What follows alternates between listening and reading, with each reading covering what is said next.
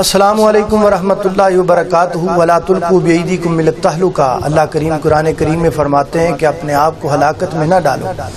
اس وقت جو ہمارے ملک میں یہ جو پتنگ بازی کا خونی کھیل چل رہا ہے، یقین جانیے یہ جو ایک فیکٹری ایریا کی ویڈیو آئی ہے وہ دیکھی نہیں جا سکتی، ہم سے نہیں دیکھی جا سکتی، تو آپ سوچیں کہ بچے کو جو نوجوان ہے اس کے والدین نے کیسی دیکھی ہوگی، وہ کس طرح اس کو دیکھ کے اور کیسے ان کا کلیجہ پھٹ گیا ہوگا، اس ماں کا اس باپ کا کیا حال ہوگا ان کا۔ تو میں حاکم وقت سے بھی اس چیز کی اپیل کرتا ہوں کہ یہ جو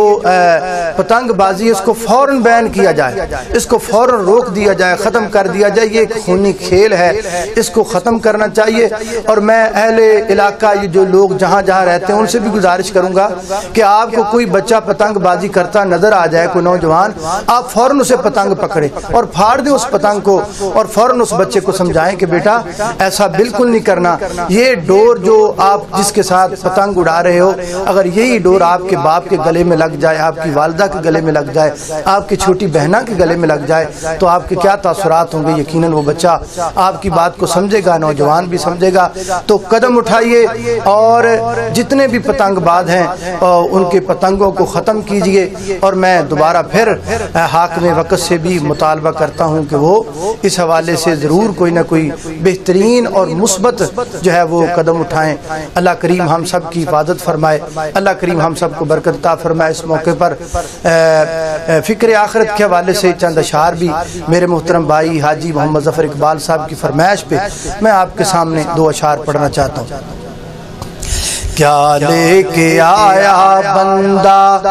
کیا لے کے جائے گا، کیا لے کے آیا بندہ کیا لے کے جائے گا، دو دن کی زندگی ہے دو دن کا میلہ، کیا لے کے آیا بندہ کیا لے کے جائے گا،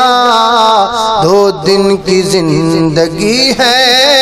دو دن کا میلہ، اس جگتی سرائی میں مسافر رہنا دو دن کا، مسافر جینا دو دن کا، اس جگتی سرائی میں مسافر رہنا دو دن کا، مسافر جینا دو دن کا، خالی ہاتھ آیا بندہ خالی ہاتھ جائے گا، خالی ہاتھ آیا بندہ خالی ہاتھ جائے گا، کیا لے کے آیا بندہ کیا لے کے جائے گا، کیا لے کے آیا بندہ کیا لے کے جائے گا، خالی ہاتھ آیا بندہ خالی ہاتھ جائے گا۔